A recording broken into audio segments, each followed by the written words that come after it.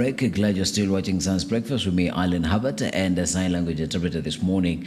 And the guest this morning is Professor Ogolla, and we are discussing what is happening politically in the country. The first two halves of the conversation were about the dailies, the Standard and the Daily Nation. And in this last round of the show, we're going to be discussing about the political happenings over the weekend, where the president came out strongly to tell youth not to be used by goons and as bloggers for politicians. He said all of this while he was in Siaya on his visit. Prof, what do you make of his visit of the Nyanza region? Of course, we're not discussing the president, but we are discussing what he said and how true is this in the perspective of the youth, given that you've had your inroads with the youth or the young as well. Yeah, I think that the narrative in this country is everyone talks very highly about what they wish well for the youth. Everyone talks very highly about which direction the youth should take, but they don't understand that the youth do not need sympathy. The youth don't need speeches. The youth needs opportunity. So as we speak, the youth unemployment is 60%. The youths are underemployed by 20%, which means 80% of the young people are either unemployed or underemployed. As we talk, I have one of my family members who are working for a certain multinational company, names not to be mentioned here, and she was telling me that, imagine, you're working for a company that is selling food and you do not even have lunch. They don't feed you. So you have to carry your own food, isn't it? You have no medical insurance, but they're serving food and making crazy money. Food business is among the most profitable businesses you can imagine. Can you imagine you can go to, there's a place I usually go sometimes to watch football, and a cup of tea is 500 bob, isn't it? So how much do you need to present a cup of tea for 500 bob? It means they're making a lot of money, isn't it? How comes that these people talk highly about the youth and they don't know that? So as far as I'm concerned, when you say the youth should not be used as goons, what alternative are you giving them? I was taught when I was in the seminary that when you tell a child, don't play with water, tell them, play with the ball instead, isn't it? So these young people, go to Kondele. You've been to Kondele? Go to Kenyatta grounds in the middle of Kisumu. Actually, that's the place you should go. Walk around. You'll find minimum 500 youths lying on the ground, just sleeping. Some of them are 45. It's crazy to say 45 as a youth because they should not be 45. But I'm saying youth meaning that they have no wife, they have no job, they have no money, they have no car, they have nothing. You know, for you to lie in the Kisumu ground and fall asleep means that you have even nothing that someone can pickpocket you on. Like even they have no phone, you are sleeping. Because I'm sure, Alan, you cannot sleep on Kenyatta grounds because they can take your iPad, they can take your iPhone. But I'm talking about a youth who is sleeping on Kenyatta grounds. He has nothing. He has no money even to be pickpocketed. He has no wallet. He has no phone. He has nothing. And even if he dies, there's no wife who will cry. He has no child. So that is the state of the youth we are talking about, isn't it? So instead of preaching that do not be used by the goons, do not be used as goons, what do they need to do? If a politician goes and tells them, we want to launch a tear gas to tear gas ourselves, I'll give you 2,000 bob. That youth lying on Kenyatta ground was nothing. Would you think he'll say no? You will take the 2,000. 2,000. So what is happening is that we should be asking deeper questions. What is the main source of youth unemployment? Is that Kenya is not producing. When Kenya is not producing, it cannot employ people. Go to those countries where youth unemployment is very low. They have a manufacturing country. They're industrializing country. Now, when the youths are not getting employed, then they are available to be used by the goons. You can do, in Kenya, you can do a rally on any day Whether it's Monday, you have enough people. Whether it's a Sunday, equally enough people. You see them, they do it. They just turn in Githurai. Then the road is full. Everybody's there, Kitengela. Yeah. They can do it. These young people are being misused because of poverty. And poverty is being created by the policies we have in this country. So, if you tell them not to go there, what should they do? I can tell you, Alan, let me go to the solution. Now, we are putting money on infrastructure fund, isn't it? Yeah. How much will infrastructure fund create jobs for young people? And actually a flawed one, isn't it? Why don't we build a factory in Kisumu or in Siaya where the president was, isn't it? Siaya is really rich in cotton. They used to grow cotton. Yeah. Siaya grows sugarcane. Siaya is very good with the issue of cattle. Go to Yala. The weather in Yala can actually produce even great cows. Yeah. The weather in Yala looks like the highlands. So if we are shouting in a homecoming ceremony or in a funeral, shouting at young people, don't be misused by this and that. So what should be their use? In fact, they see the politician who gives them that money to go behave like a goon to be more important to them than you who is shouting at them, because let me tell you what, some of them are dying of hunger. Some of them are dying of disease. Yeah. And you haven't brought the cure. So for me, the big issue is that in Siaya, which company was launched when the president arrived that can be able to employ people? Yeah. Siaya governor, how much money does he receive to be able to create job opportunities for young people? I saw a small ICT being launched there, and I saw that the ICT, the total money put there was 5 million. Yeah. But I'm told the logistics of getting to that place was 20 million. So the politicians spent 20 million just to get there to launch a 5 million project. So who is the fool here? Who should be told to stop doing what he's doing? So the youth listening to me, tell them, stop traversing the country, but set up factories using that money. Stop the corruption which is going on in government. Create jobs for young people. Yeah. Because I told you, Alan, the solution is clear. In the LDP prototype, we came up with a way on which you can create 100,000 jobs per county per year. Yeah. You get me? Yeah. And when we take office, that's what we shall do. We won't tell youths, don't do this, do that. When people are working in a factory, who leave a factory where they're earning 30,000, 40,000 to be given money by a politician risking their life? Never. No one will do that.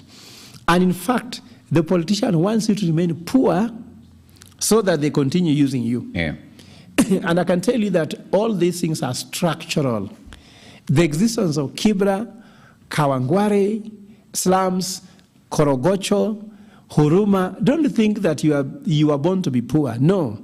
They have been structured so that you are poor because every rich person wants a poor servant. You get me? Yeah. If you go, for example, to Westlands, who are the people who work there as house helps, watchmen, isn't it? Groundspersons, they come from a slum, isn't it? So this has been structured whereby some people must live in abject poverty, others live in extreme wealth. I've told you State House is 740 acres. Someone living in 740 acres comes out and tells you have no job. If that 740 acres can be used in that area, which is prime land, isn't it? Yeah. How many jobs can we create for young people? And that's why, Alan, we are doing what called Africa Digital Asset Summit in April 29th and 30th at Catholic University. We are going to pledge creation of 100,000 jobs in 1 year while we are not even in office. Yeah. You get me? Yeah. No budget. This is something you can demonstrate you can do without an office. Now, after I create 100,000 jobs for young people in that summit, then I'll tell these people who have 100,000 jobs, why are you not going to job, but you're being used as a goon? There will be no chance. They don't even listen. They'll be busy working. So we want a country that is working for Kenyans. Yeah. We want young people at work. We don't want them lying on grounds. And Take the same thing from Nairobi, go to Machakos. Do you know why there's everywhere in this country called Kamukunji? Do you know nearly every city has a Kamukunji? Do you know that? Yeah. Even in Machakos, there's Kamukunji ground. In Mombasa, there is. I even saw one in Voi. These things were meant to keep people, young people, idling there. Their work is to be in a Kamukunji. I even have to question these things of Bunge Mwananchi. Yeah. Bunge no Mwananchi is also where people are being spent their time. As an economist, there's something called time spent in poverty. When you are spending time in Bunge la Mwananchi, shouting at leaders' names, insulting them, some support them, some do not support them. Then you start fighting. You're spending time in poverty because after there, everyone goes home and drink uji without sugar, if at all you have it. Because some of them don't. Yeah. So some of the structures have been created to keep us in perpetual poverty, but keep us very busy as the rich people actually are going on with their life, and their life is going on very smooth. So according to me, the thing is needless. For example, if the team that met in Siaya County was supposed to ask themselves, what are the wishes of the people in the crowd who are listening to them? They were shouting two-term, isn't it? Now, what is two-term? For you, what is two-term to you? Can you put two-term on the table and eat food? You are concerned about how you're going to educate your kids. You're concerned about how you're going to ensure that you can pay for your health care. You're concerned about how you're going to grow socially, economically. Was those things being discussed? Siaya has been the poorest, among the poorest counties since I was born. I come from Siaya. Where is the solution? Yet Siaya has produced one of the greatest professors in history. Why didn't the president come and say, because of the people of Siaya and the history you have with the intellectual endeavors, I'm going to build a memorable university to remember the names of the great professors who have been here. You understand me? Instead of building Talanta Stadium, why didn't you build a factory? Because Talanta Stadium cannot help because people have no money to pay tickets in the stadium. You know, if you go to UK, which we just discussed here, do you know why UK economy is rich? Because people play football, Manchester United Stadium, Emirates Stadium, call it Theatre of Dreams, call it whatever it is. Those stadiums have people who go buy season tickets inside them. Like, can you imagine to watch Arsenal playing with Manchester United, you may have to pay £250, isn't it? Yeah. How many people can afford £250 here in Kenya? So if people have no jobs, I don't have a problem with Talanta Stadium. Yeah. But ask you, where is the priority? Why don't we build factories that can be able to employ people? Once they have income, they can now spend the income in the stadium to buy the tickets. Some people here cannot even buy a T-shirt for a Luga. You cannot even buy a T-shirt for your players. If you buy, you write the name of your grandmother, I don't know, some of these things. I'm trying to say that why don't we start by saying, how can we put these young people to work is when you go to play politics. And the last thing I want to say, this one, please forgive me. I want to tell Luos, because I never talk politics of tribes. How do you allow the president to come to your village and set up a fight between yourselves? I don't get it. I saw Opio and I fighting Orengo. Yes. Isn't it? Yes. Opio and I, in the previous election, they were campaigning the same way with Orengo. I was in ODM. Yeah. So what I'm trying to say, let no one, again, my fellow Luos, let no one come from outside to divide you. Yeah. When someone loves you, they must live united. When Jesus was leaving this world, he said, Father, I pray that they remain one. So anybody who tells you they love Raila Odinga, let him say that prayer. Yeah. Raila must have said, Father, I pray that they remain one. So whether you are saying you are the one who knows Raila more than the other, so long as you are dividing your community, you are not for Raila Odinga. Yeah. You are not even for the Luos. Anybody dividing Luos are not. I want to say this warning clearly. All those Luos fighting, whether ODM what, no. Go back together and remain one. Discuss. Once you are one, then discuss. Anybody who is not about unity should not even tell you about their policy. Yeah. Be united. Opio and I stop shouting at Orengo. Orengo, stop shouting at Oburu. Oburu, stop shouting at Orengo. Yeah. Wanga, stop shouting at Orengo. Let all of them use the unity. Remember, the president is a symbol of unity. You cannot sit in a gathering and allow people to shout at each other and insult each other. No. As a president, all Kenyans are yours. Yeah. And all Kenyans, you are their leader. And there was a flag there, there was a national emblem there, there was a presidential standard there, and there was the presence of the president. Is a symbol of unity. If you cannot even unite people, say, can you unite Kenya? So according to me, I also had the issue of Kenya Kwanza. Kenya Kwanza is Kenya should come first, isn't it? Yeah. So why do we get divided? So I'm trying to tell people from Luo Nyanza, don't use those things of homecoming for people to divide yourself. Because come 2027, Luos are going to be the biggest losers in this government. Because first, Raila was taken out, isn't it? Secondly, ODM is being killed deliberately. Yeah. And I want to tell the Luos, mark my words, this is a free advice to you. They want you to become politically irrelevant come 2027 so that you have nothing to negotiate for. Because you see, Alan, in business talk about B2B, then B2C.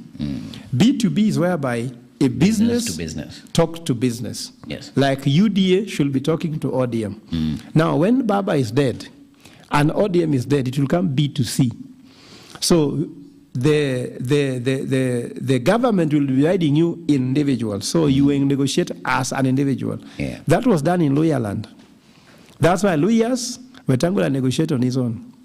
Nobody on his own. Natembeya is starting to do on his own as well, isn't it? You saw Eugene Wamalwa on his own. Now you see every leader wants to negotiate for themselves. Go to Mombasa. The time when Joho and Kingi were in the same party, were negotiating together. What did Ruto do? Divided Joho to remain in ODM, Kingi to set a party called PAR.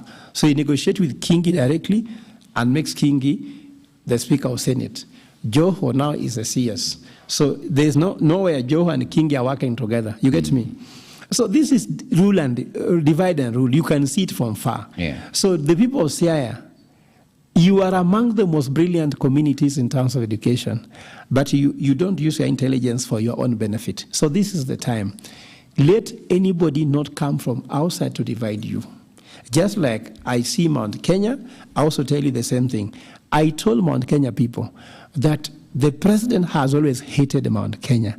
And I said the following reasons. One, he divided them. Mount Kenya East, Mount Kenya West. Am I wrong? Rigathi against Kindiki. Where in a church, when Kindiki is in this church, Gachagua cannot be in this other church. I am not saying I support any of them. By the way, those people are not being leaders to me. But I also stand by the fact that the community cannot be divided just because of political interest. The Mount Kenya people, you are the house of Mumbi. Remain together. Why should someone divide you? Remember in Ukambani, it was division. Alfred Mutua this side, Kalonzo this side. Now, you see the confusion taking place under Kalonzo trying to run for president. That confusion was created by the state, isn't it? Mount Kenya, you are being divided between Kindiki, Gachagua. Luo Nyanza, Linda Ground, Linda Mwananchi. Do you know how stupid this is? There's an architect of division. Why are they sharing a name? Linda. The both of them are Linda. Wana Linda nini? How do you Linda Mwananchi kama you are fighting among yourself? Isn't it? And how do you Linda ground when you are tearing the ground right in the middle? But somebody has created a project Linda Ground, Linda Mwananchi to tear you apart and you're not seeing. And I can tell you, one check is facilitating the two sides. There is somebody who has created this crisis knowing the solution to the crisis and that the solution will benefit them, not you. So the fight in Luo Nyanza is dividing them. I and as leaders of Luo Nyanza, come together, work together. Like now we have 2K for Luo Nyanza, isn't it? Odungiranda, Nyandiko Ngadi. This one says, I'm the Luo elder. This one says, I'm the leader of the Luo elder. All these guys need to come together and work out their thing. And what I will say as a way forward, as Fred Ogola, someone who believes in the unity of different communities, the same way I'm calling upon the leaders of Mount Kenya to call for Limuru 3 or 4, if you want, isn't it? And have one direction. Last time I had rumors that the former president was calling the Kikuyu to his home in Ishaweri. Let him do it. That's his role, isn't it? I'm also going to call the leaders of Luo Nyanza. I'm going to convene you in what I call Kisumu 1, because Luos have never met to discuss about their unity. And for the first time we need it. I'll bring the leaders from the elder side, the people in agricultural community, religious leaders, youth, women, isn't it? The business community there, the people media, the current political leaders, the former councillors, MCAs, MPs, governors, so that we can come together as a community and unite ourselves first. Then when we come out, now we come out when we are strong. Because in my culture, Alan, if you are within the house na mmekosana, mnapigana lakini mtoka nje mnaongea tuko pamoja. Like you see, if my father was, the day I said I want to run for MP of Ugenya, my father came and told me that you cannot become MP because of 1, 2, 3, 4, 5, 6. But I'm telling you this, but outside he came and told me, he told people that this is my son, please support him. I believe in him. So we cannot be fighting our internal issues in public and we have nothing internally to unite about. So the unity inside is important. I'm not just calling upon the Luo community. Even the Maasai community is being divided by one person. Why? How comes all of a sudden every community should be divided? The Mijikenda, Mijitisa remain one. Let no one divide you. We come to the Ukambani, Mount Kenya, Luo Nyanza, Rift Valley. Like you see now, people are trying to pity the Kipsigis against the Turgen and the Nandi. That's useless. That's a useless fight. Because the time when we were fighting for different communities, when we were looking for our land that was going to belong to the Nandi people, Kipsigis, that land has been decided, isn't it? The land for Luo people have been decided. There's nothing I can do about it. The maps have been drawn. Now is about uniting what we have to build a healthy nation. And then lastly, let's not accept to be divided in terms of broad-based government, opposition, one term, two term. No. Let's be united by what is the Kenyan dream. Where should Kenya go? Let's not discuss about who should have one term, who should have two term. There are people whom we know already they must go. Whether they like it or not, whether it is under two term or one term, they are going. And they'll go in Jesus' name. But the country must remain united against the Kenyan dream, that God gave Kenya as a land of people. In fact, you go to our national anthem. Oh God of all creation, let this land, let us have peace within our borders. Let us have a productive country. Let us have a hard working people, a productive nation. It is there, and those things politicians don't repeat them to you, and they are there in the anthem. They are there in the preamble of the Constitution of Kenya. Why don't we go there and ignore these things of who should get what, who should get that? I saw even Oburu Odinga fighting with, was it Kabogo or Moses Kuria, that Luos are coming to government to take the position from Mount Kenya. So Oburu Odinga had to answer him by saying, no, we don't want those positions, we just want our own share. So these shares things, I think Achaga was impeached because of talking about shares, isn't it? Yeah. Why is Oburu talking about shares and they are still friends with Ruto? So these are double speak. These are double standards. If shares is a bad thing for Kenya, it is bad today, tomorrow, and in the future. All right. So what I'm trying to say is that Kenya, let us go back to what unites Kenya. Let us ignore what divides people. Because if we are weak internally, even Uganda can attack us. Like now, if at all Trump throws a missile in Kenya, we shall be divided whether we support Trump or we are against Trump. So we want national unity. Yeah. All right. Thank you very much for making time for this conversation. Of course, they happen every other Monday, and we are always with Professor Ogola. Being your host, Alan Hubbard, sign language interpreter, Gideon